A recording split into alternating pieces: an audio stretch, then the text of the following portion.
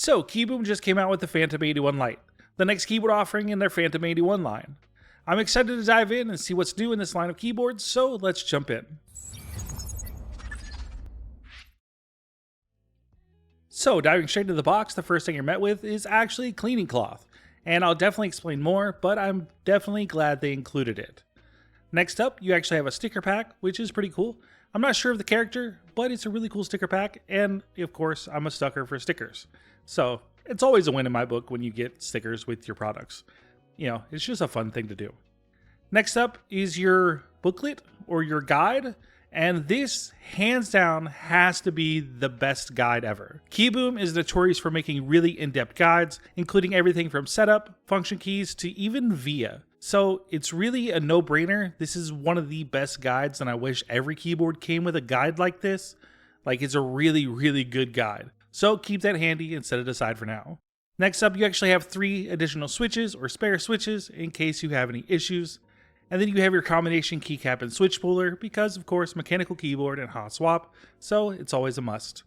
And then lastly is your braided USB-C cable. It is a nylon braided cable. It's nothing too fancy or crazy, but it's definitely nice, and all in all, we love to see it. But now it's time to take a look at the actual keyboard, and here it is. This is the Phantom81 Lite. It's a 75% gasket-mounted tri-mode mechanical keyboard. I have it in the black colorway, which comes with transparent keycaps, and as you can see, it's really, really cool looking. I like the transparent keycaps, although I do worry that it won't sound very good because transparent keycaps are notorious for not sounding great or feeling great. But as we can also see, it's very glossy. Like, the UV coating on this is extremely glossy. And it's the whole thing. Keycaps and all. Gloss City. Which is probably the reason why there's a microfiber cloth included, so you can wipe away fingerprints. Because this is going to be a fingerprint magnet. If we flip it over, you can actually see the smudges across the back of the case of me just handling it. And it might be an oily boy, but I'm not that oily. But nonetheless, let's go ahead and take a look at the back of the keyboard offerings. The first thing we'll see is our product tag right in the middle, and it's really large, and I'm not a huge fan of it being that big. We also have dual stage flip up feet, and let me tell you, these are probably the best locked in flip up feet I've ever felt. They really lock in place, like really solidly, with an audible click. And even the smaller feet also lock in place. This is really nice for people that use more aggressive or higher typing angles, and we love to see it. We don't always see it on a lot of keyboards these days. So it's really nice that they really lock in place. Also located under one of the feet, you'll actually have your wireless dongle for your connectivity. This can be a pain to get back in, as in you have to wiggle it around a little bit, but when you find the right spot, it'll slide back in, no problems. Close your feet and it's all protected. And then lastly, to mention, we have rubber feet on each corner as well as each foot, so the keyboard doesn't slide around anywhere. We flip it over at the top left edge, you'll actually see our USB slot as well as our mode selector. So we have wireless, Bluetooth, and USB. And other than that, that's pretty much all the features of the keyboard on the outside. We have these really cool curved beveled edges, and honestly, it's just visually really appealing. Now, the only thing I don't really like about the looks of the keyboard is I don't like the big KiiBOOM stamp in the top right corner. It kind of feels empty, and I don't feel like I need a product tag in the top of the keyboard. Now, mention it is gasket mounted, so there is a nice bit of flex when you're typing. It feels pretty even, but it definitely seems more stiff on the sides versus the middle, but it's not super noticeable. It doesn't like collapse on you in the middle or anything like that, as we've seen in other offerings. So all in all, it's a great looking keyboard.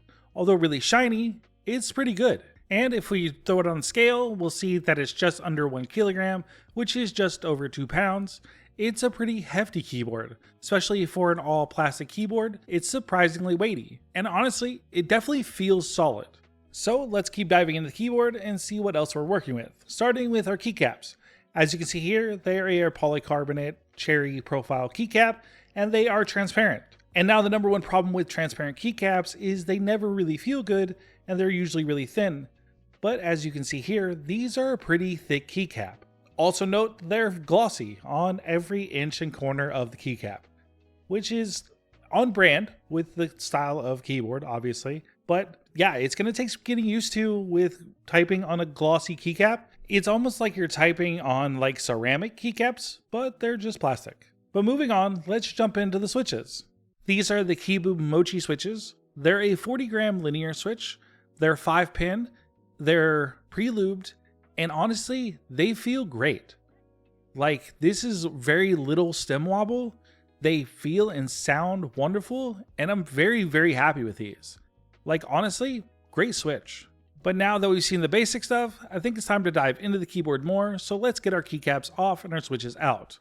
And now that we've done that, we can see that we have a flex cut polycarbonate plate, albeit it's not super flex cut, it's only minor flex cut, which is nice.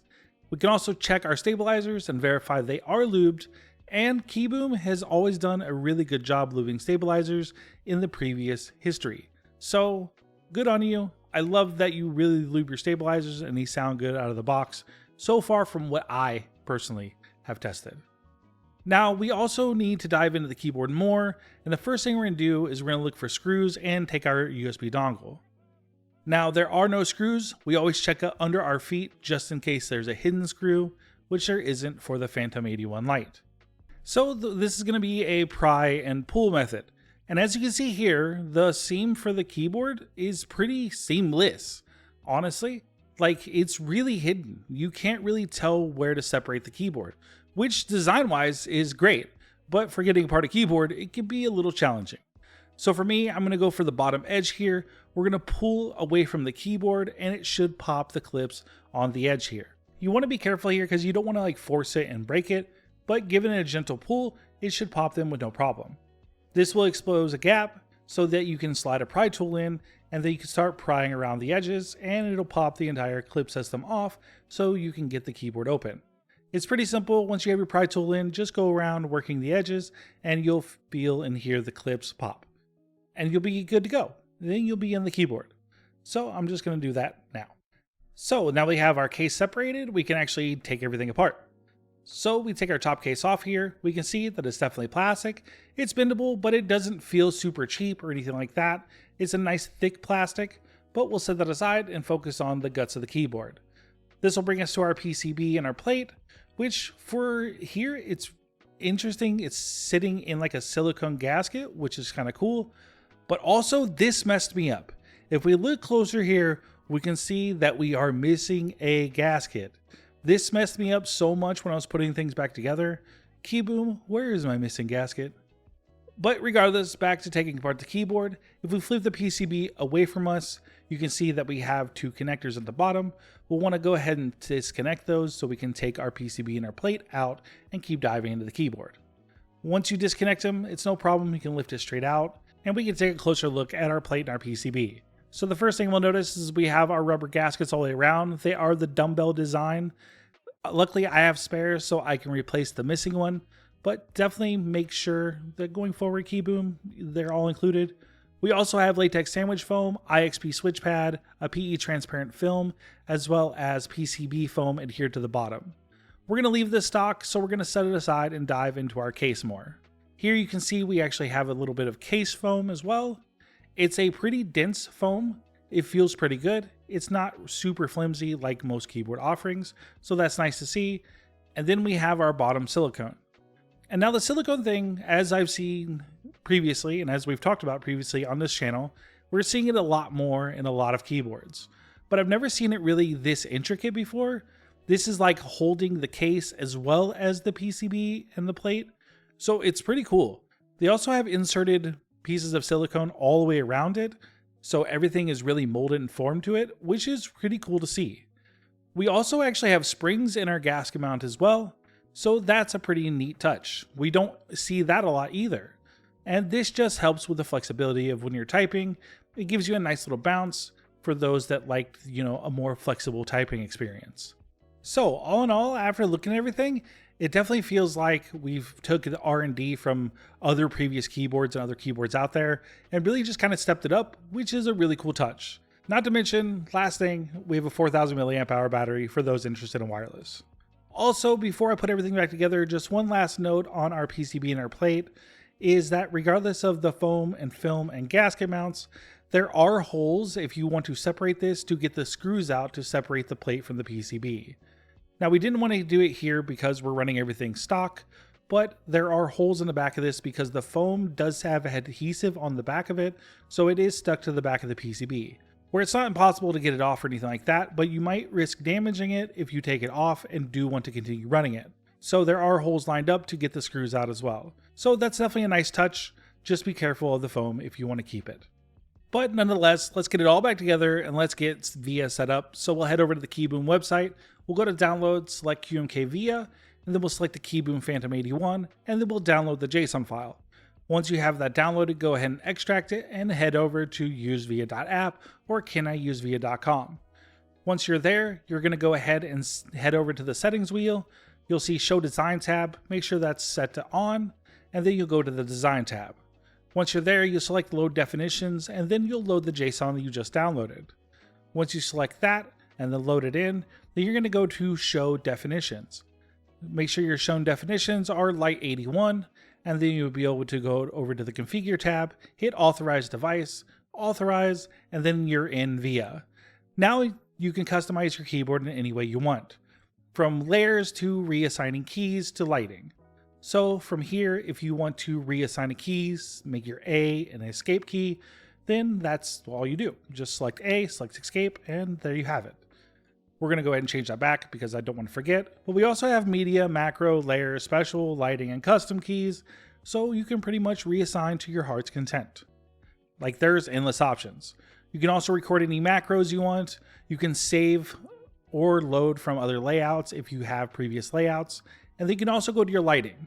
Now notice there'll be a logo and a backlighting option. The logo for this keyboard doesn't apply, so don't use that to change your backlighting. Go to backlight to change your backlighting. Remember, logo doesn't do anything for this keyboard specifically.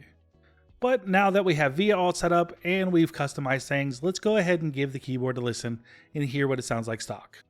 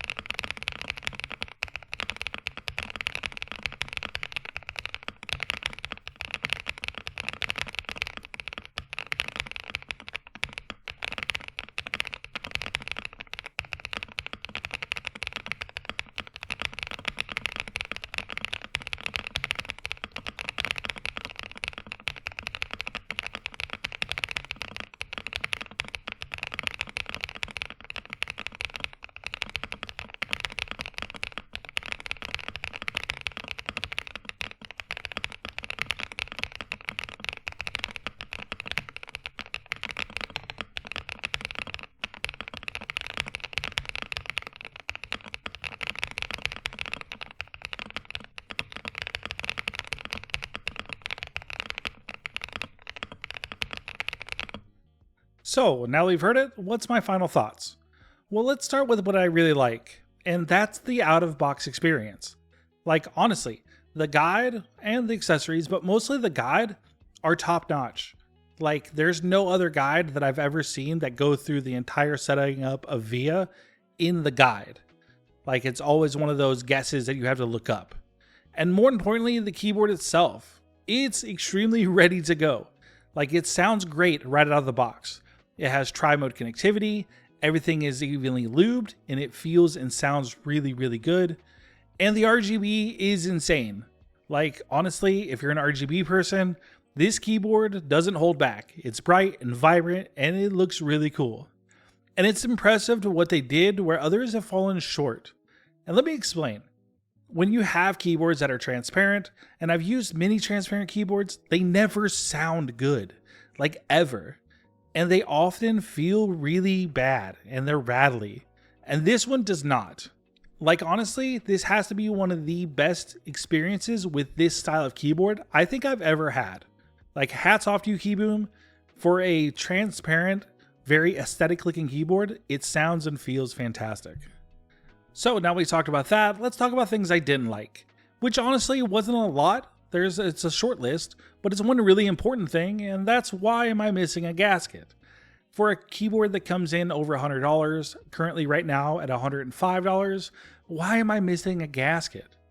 For a premium offering, I expect premium quality control. And I want to make sure that KiiBOOM really knows that, hey, this isn't okay.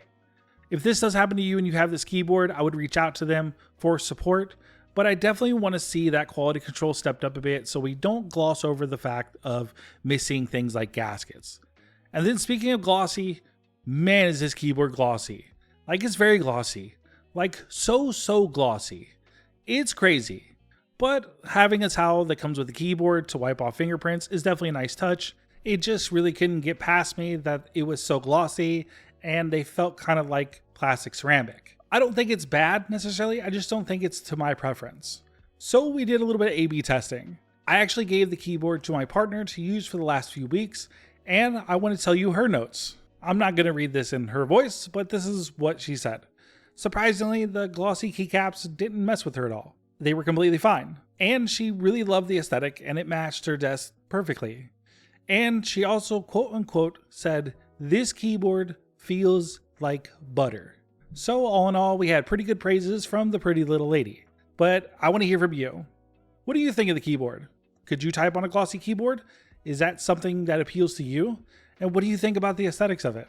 Let me know in the comments below. And if you made it this far, if you could drop a like and hit subscribe, it would mean the world to me and let me know that you like my content.